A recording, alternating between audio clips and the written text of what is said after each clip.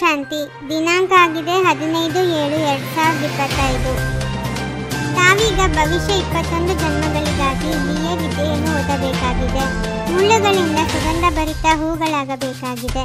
ದೈವಿ ಗುಣಗಳನ್ನು ಧಾರಣೆ ಮಾಡಿ ಅನ್ಯರಿಗೂ ಮಾಡಿಸಬೇಕಾಗಿದೆ. ಯಾರು ಶ್ರೀಮತದಂತೆ ನಡೆಯುತ್ತಾ ಇರುತ್ತಾರೆ, ಪತಿತ ಪಾವನ ತಂದೆಯ ನೆನಪಿನಲ್ಲಿರುತ್ತಾರೆ. ವಿದ್ಯೆಯನ್ನು ಓದಿಸುವವರ ಜೊತೆಗೆ ಯಾರ ಬುದ್ಧಿಯೋಗವಿರುವುದೋ ಅವರ ಬುದ್ಧಿಯ ಬೀಗವು ತೆರೆಯುತ್ತಾ ಹೋಗುವುದು. ನೀವು ನರನಿಂದ ನಾರಾಯಣ ಅಥವಾ ಮನುಷ್ಯರಿಂದ ದೇವತೆಗಳಾಗುವುದಕ್ಕಾಗಿ ಪುರುಷಾರ್ಥ ಮಾಡುತ್ತೀರಿ. ಇಲ್ಲಿ ಬಲೆ ಯಾರಲ್ಲಿ ಎಷ್ಟಾದರೂ ದೈವಿ ಗುಣಗಳಿರಲಿ, ಆದರೂ ದೇವತೆಗಳೆಂದು ಹೇಳುವುದಿಲ್ಲ. ದೇವತೆಗಳಿರುವುದೇ ಸತ್ಯಯುಗದಲ್ಲಿ. ಈ ಪ್ರಪಂಚದಲ್ಲಿ ಮನುಷ್ಯರಿಗೆ ಸ್ವರ್ಗದ ಬಗ್ಗೆ ಗೊತ್ತಿಲ್ಲ. ನೀವು ತಿಳಿದುಕೊಂಡಿದ್ದೀರಿ. ಹೊಸ ಪ್ರಪಂಚಕ್ಕೆ ಸ್ವರ್ಗ, ಹಳೆಯ ಪ್ರಪಂಚಕ್ಕೆ ನರಕವೆಂದು ಹೇಳಲಾಗುತ್ತದೆ. ತಂದೆಯು ಹೇಳುತ್ತಾರೆ, ಈ ಭಾರತದ ಆದಿ ಸನಾತನ ದೇವಿ ದೇವತಾ ಧರ್ಮವು ಪ್ರಾಯಲೋಪವಾದಾಗ ನಾನು ಪುನಃ ಸ್ಥಾಪನೆ ಮಾಡಲು ಬರುತ್ತೇನೆ. ಈ ಜ್ಞಾನವು ಈಗ ನೀವು ಮಕ್ಕಳ ಬುದ್ಧಿಯಲ್ಲಿದೆ. ಈಗ ನೀವು ಬ್ರಾಹ್ಮಣ ಕುಲಭೂಷಣರು ಹಾಗೂ ಶೂದ್ರ ಕುಲದವರಲ್ಲಿ ರಾತ್ರಿ ಹಗಲಿನ ಅಂತರವಿದೆ. ಇದು ಸಹ ಈ ಸಮಯದಲ್ಲಿಯೇ ನೀವು ತಿಳಿದುಕೊಂಡಿದ್ದೀರಿ. ಸತ್ಯಯುಗದಲ್ಲಿ ತಿಳಿದುಕೊಳ್ಳುವುದಿಲ್ಲ. ನೀವು ತಿಳಿದುಕೊಂಡಿದ್ದೀರಿ, ನಾವು ಸಹ ಮುಳ್ಳುಗಳಾಗಿದ್ದೆವು. ಈಗ ತಂದೆಯು ನಮ್ಮನ್ನು ಹೂಗಳನ್ನಾಗಿ ಮಾಡುತ್ತಿದ್ದಾರೆ. ಮುಳ್ಳುಗಳಾದವರು ಈಗ ಸುಗಂಧಭರಿತ ಹೂಗಳಾದ ದೇವತೆಗಳಿಗೆ ನಮನ ಮಾಡುತ್ತಾರೆ. ತಂದೆಯು ನಮಗೆ ಭವಿಷ್ಯದ 21 ಜನ್ಮಗಳಿಗಾಗಿ ಓದಿಸುತ್ತಾರೆ. ನಾವು ಸ್ವರ್ಗವಾಸಿಗಳಾಗುವುದಕ್ಕಾಗಿ ಪವಿತ್ರರಾಗುತ್ತಿದ್ದೇವೆ. ಮೊದಲು ನರಕವಾಸಿಗಳಾಗಿದ್ದೆವು ಎಂದು ನಿಮಗೆ ತಿಳಿದಿದೆ. ಯಾರು ಶ್ರೀಮತದಂತೆ ನಡೆಯುವರೋ ಮತ್ತು ಪತಿತ ಪಾವನ ತಂದೆಯನ್ನು ನೆನಪು ಮಾಡುವರೋ ಅವರ ಬುದ್ಧಿಯ ಬೀಗವು ತೆರೆಯಲ್ಪಡುವುದು. ತಂದೆಯು ಜ್ಞಾನವನ್ನು ಕೊಡುತ್ತಾರೆ ಮತ್ತು ನೆನಪನ್ನು ಕಲಿಸುತ್ತಾರೆ.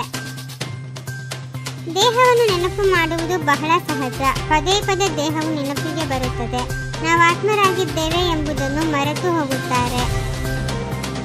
ನೀವು ಯಾರಿಗಾದರೂ ತಿಳಿಸುತ್ತೀರೆಂದರೆ ಇದು ಬುದ್ಧಿಯಲ್ಲಿ ಬರಬೇಕು. ನನ್ನ ಆತ್ಮದಲ್ಲಿ ಜ್ಞಾನವಿದೆ. ನಾನು ಆತ್ಮನಿಗೆ ಇದನ್ನು ತಿಳಿಸುತ್ತಿದ್ದೇನೆ.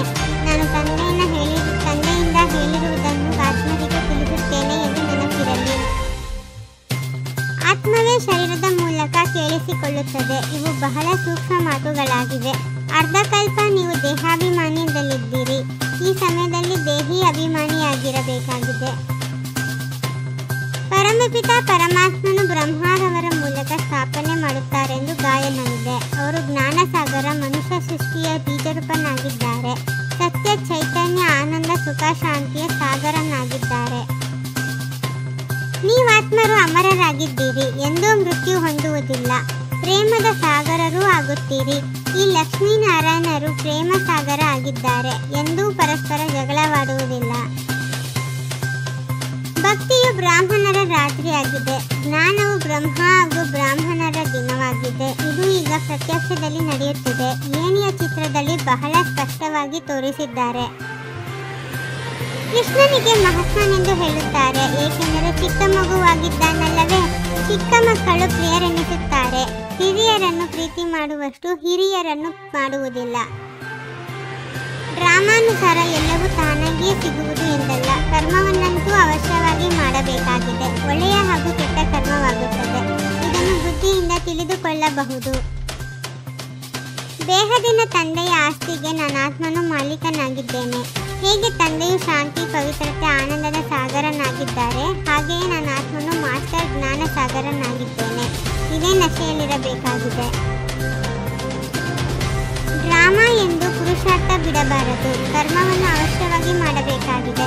ಕರ್ಮ ಅಕರ್ಮ ವಿಕರ್ಮದ ಗತಿಯನ್ನು ತಿಳಿದು ಸದಾ ಶ್ರೇಷ್ಠ ಕರ್ಮವನ್ನೇ ಮಾಡಬೇಕಾಗಿದೆ. ಸಮಯದ ಮಹತ್ವಿಕೆಯನ್ನು ತಿಳಿದು ಸ್ವಯಂ ಅನ್ನು ಸಂಪನ್ನರನ್ನಾಗಿ ಮಾಡುವಂತಹ ವಿಶ್ವದ ಆಧಾರ ಮೂರ್ತಿ ಭವ. ಸ್ವಯಂ ಅನ್ನು ಸಂಪನ್ನರನ್ನಾಗಿ ಮಾಡಿಕೊಂಡಿದ್ದೇ ಆದರೆ ವಿಶಾಲ ಕಾರ್ಯದಲ್ಲಿ ಸ್ವತಃ ಸಹಯೋಗಿಗಳಾಗುತ್ತಾರೆ.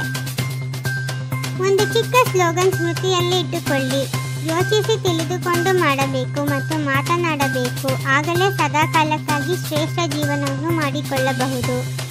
ಓಂ ಶಾಂತಿ. 21 ಜನ್ಮಗಳಿಗೋಸ್ಕರ 21 ಪರಮಾತ್ಮ ವಾಕ್ಯಗಳನ್ನು ಆಲಿಸಿ ಹಾಗೂ ನಿಮ್ಮದೇ ಆದ ಈ ಚಾನಲ್ಗೆ ಲೈಕ್ ಮಾಡುವುದನ್ನು ಮರೆಯದಿರಿ.